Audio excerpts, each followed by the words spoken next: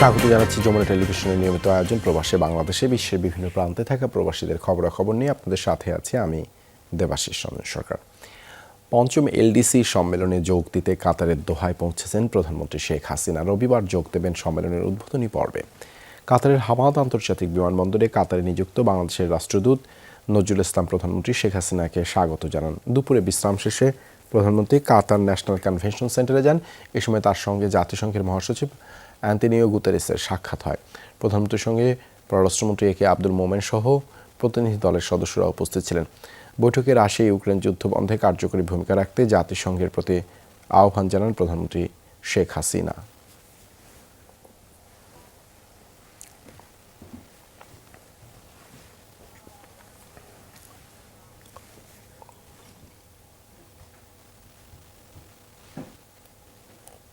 এর আগে বাংলাদেশ সময় সকাল 11টায় প্রধানমন্ত্রী ও তার সফর সঙ্গীদের বহনকারী বিমান বাংলাদেশ এয়ারলাইন্সের একটি ভিভিআইপি ফ্লাইট শাহজালাল আন্তর্জাতিক বিমানবন্দর ছেড়ে যায়।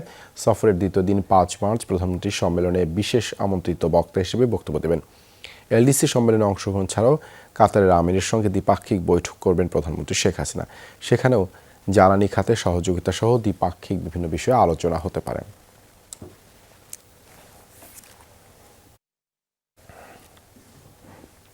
দর্শক, এই বিষয়ে বিস্তারিত জানাতে কাতার থেকে সরাসরি যোগ দিচ্ছেন সহকর্মী আবু হানিফ রানা। রানা, সফরে বাংলাদেশ কমিউনিটির কোনো আয়োজনে প্রধানমন্ত্রী শেখ হাসিনা অংশ নেবেন কি?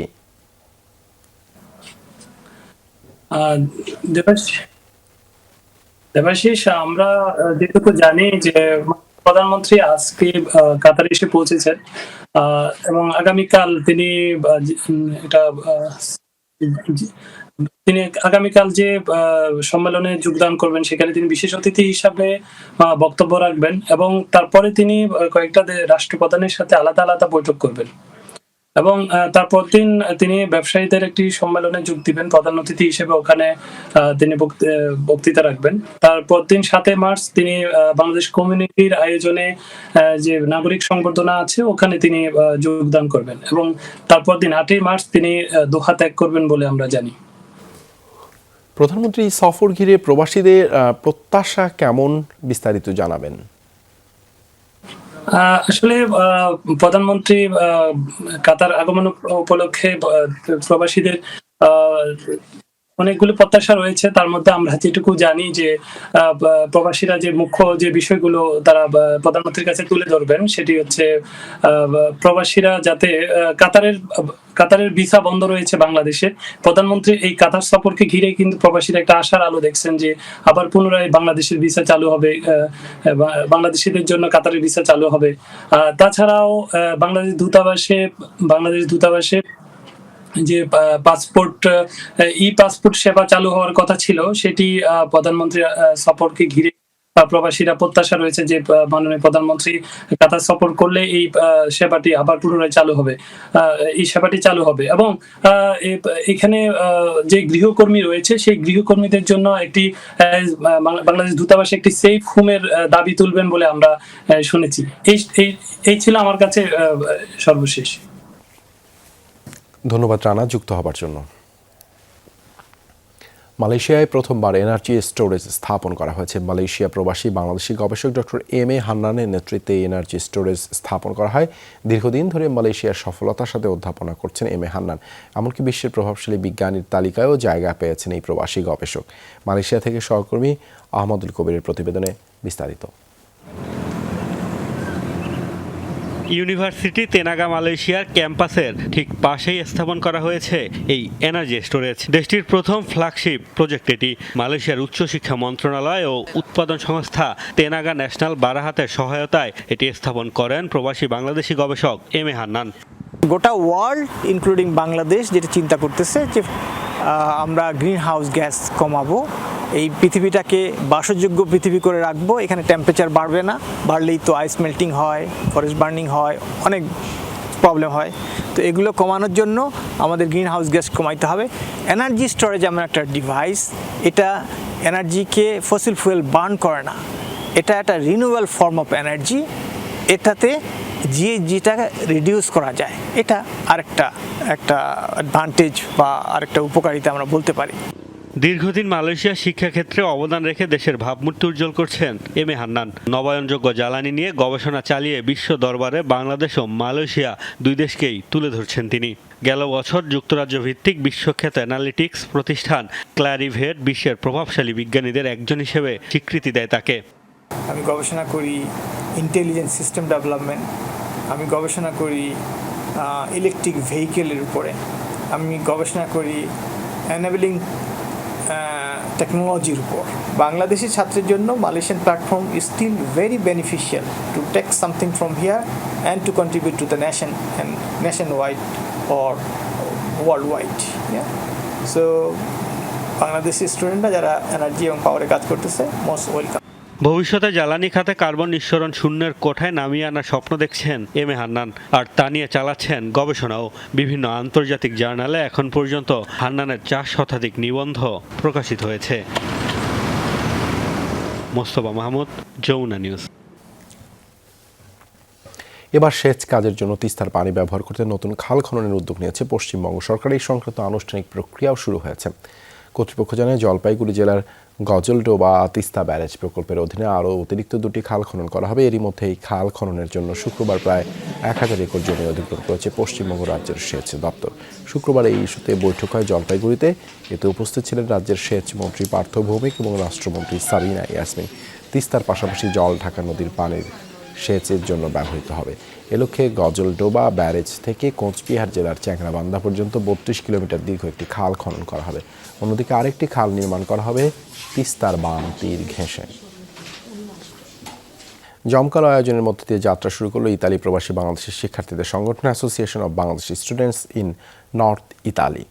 বাংলাদেশ কনস্যুলেটে জেনারেল মিলানের সার্বিক সহযোগিতায় উত্তর ইতালির প্রায় 8টি প্রদেশের শতাধিক শিক্ষার্থীদের নিয়ে গঠিত এই সংগঠন ভেনিসের মার্ঘেরায় স্থানীয় একটি হলরুমে হয় সংগঠনের প্রথম সম্মেলন। এ সময় শিক্ষার্থীদের পরিচিতি সভা ও প্রবাসী শিক্ষার্থীদের নানা সমস্যা নিয়ে আলোচনা হয়। সমস্যার সমাধানে আশ্বাস দেন দেশটির বাংলাদেশ দূতাবাস। বক্তব্য রাখেন ইতালিতে নিযুক্ত বাংলাদেশের রাষ্ট্রদূত শামীম হাসান। মিলানে নিযুক্ত কনস্যুলেট জেনারেল HM জাভেদ জানান, ভেনিসের কাফুসকারি ইউনিভার্সিটির প্রফেসর ফ্রান্সেসকো বাসেল্লো সহ অনেকে। সবশেষে ছিল মনোমুগ্ধকর সাংস্কৃতিক আয়োজন। প্রথমত ল্যাঙ্গুয়েজের প্রবলেম, আর এছাড়া একটা বাসার একটু প্রবলেম হয়। তবে আমি বলবো আমাদের জেনারেল কনসুলেট স্যার প্রচন্ড হেল্পফুল স্টুডেন্টদের প্রতি। আমাদের টার্গেটটা তাদের সাপোর্ট দেওয়া, সেটা কনসুলেটের যে বড় বড় কাজগুলো আছে সেটা একটু সাপোর্ট দেওয়া হোক বা পড়াশোনার ক্ষেত্রেই হোক। ক্যাম্পাসে অধ্যয়নরত বাংলাদেশি গ্রাজুয়েট লেভেলের স্টুডেন্টদেরকে আমরা আজকে একত্রিত করতে পেরেছি এখানে।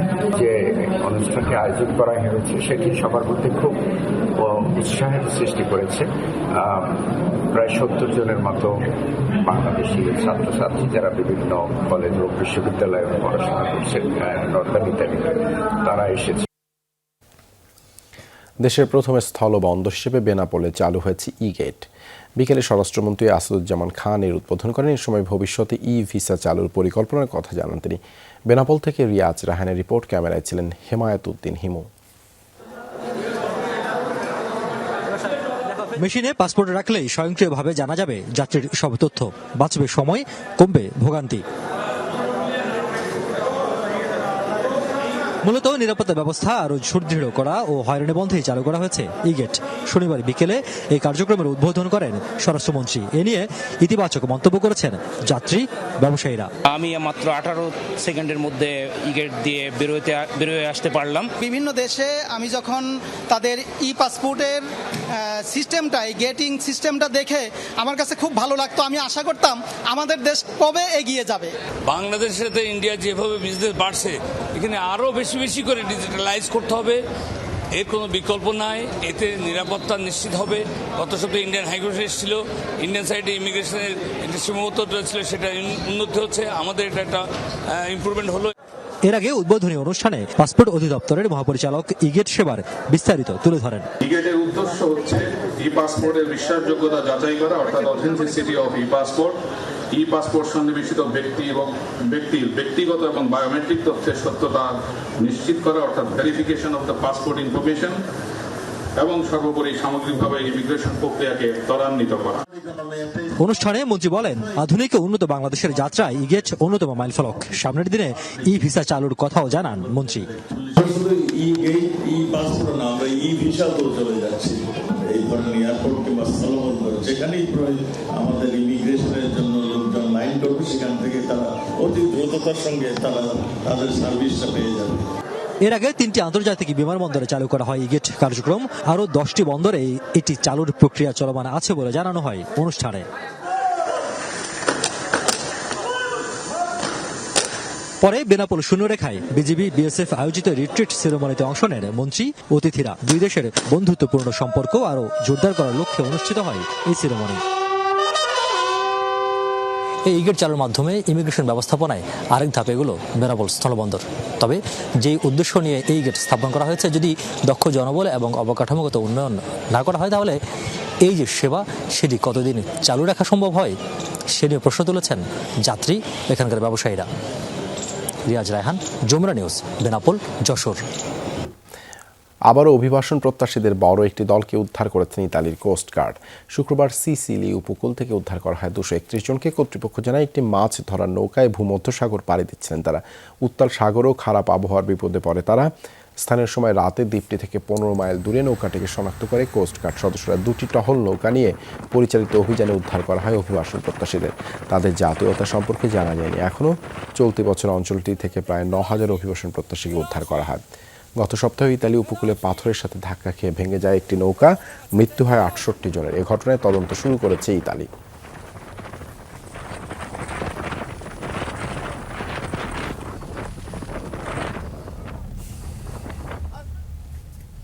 হার মানাবে যে কোনো সিনেমার গল্পকেও। ভয়ঙ্কর আমাজন জঙ্গলে হারিয়ে যাওয়ার 1 মাস পর বেঁচে ফিরলেন বলিভিয়ার এক কৃষক। তার দাবি, দীর্ঘ এ সময়ে গহীন অরণ্যে ভয়াবহ সব অভিজ্ঞতার মুখোমুখি হতে হয়েছে তাকে। পানির অভাবে খেতে হয়েছে নিজের প্রস্রাবও। হতাশ হয়ে একসময় লোকালয়ে ফেরার আশাও ছেড়ে দিয়েছিলেন। কখনো কল্পনা করেননি আবারও ফিরতে পারবেন আপনজনদের কাছে। দিনের পর দিন, মাইলের পর মাইল খুঁজেও পাননি কোনো মানুষের দেখা। হারিয়ে যাওয়ার 31 দিন পর বলিভিয়ার সে জোনাথন অ্যাকোস্টা উদ্ধার হলেন আমাজনের গহীন জঙ্গল থেকে। গেল 25 জানুয়ারি বন্ধুদের সাথে শিকারে গিয়ে হারিয়ে গিয়েছিলেন। এরপর থেকেই শুরু হয় তার বেঁচে থাকার লড়াই। খেতে হয়েছে পোকামাকড়, এমনকি পিপাসা মেটাতে পান করতে হয়েছে নিজের প্রস্রাব। আমাকে পোকামাকড় খেতে হয়েছে।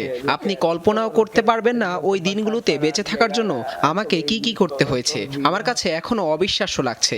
এতদিন পরও আমাকে মানুষ খুঁজছে, এটা আমি কল্পনাও করিনি। সৃষ্টিকর্তার কাছে আমি কৃতজ্ঞ, তিনি আমাকে নতুন জীবন দিয়েছেন। লোকালয়ের সন্ধানে 40 কিলোমিটারেরও বেশি পথ হেঁটেছেন। এই 1 মাসে অ্যাকোস্টার ওজন কমেছে 17 কেজির বেশি। বিভিন্ন জানা অজানা প্রাণীর সাথে সংগ্রাম করে টিকে থাকতে হয়েছে। কামড় খেতে হয়েছে অসংখ্য পোকামাকড়ের। আমাজন জঙ্গলে সবচেয়ে বেশি সময় বেঁচে থাকাদের একজন এখন তিনি। 1981 সালে এক ইসরায়েলি অভিযাত্রী হারিয়ে যাওয়ার 3 সপ্তাহ পর আমাজন থেকে বেঁচে ফিরেছিলেন, যা বেশ আলোড়ন তুলেছিল বলিভিয়ায়। 2021 সালে বিমান দুর্ঘটনার 38 দিন পর ব্রাজিলের এক পাইলট আমাজন থেকে উদ্ধার হয়েছিলেন। পরের বছর 7 ও 9 বছরের 2 ভাই বেঁচে ফিরেছিলেন হারিয়ে যাওয়ার 25 দিন পর। মোস্তফা মাহমুদ, যমুনা নিউজ। এই ছিল প্রবাসী বাংলাদেশে এতক্ষণ সাথে থাকার জন্য ধন্যবাদ সবাইকে।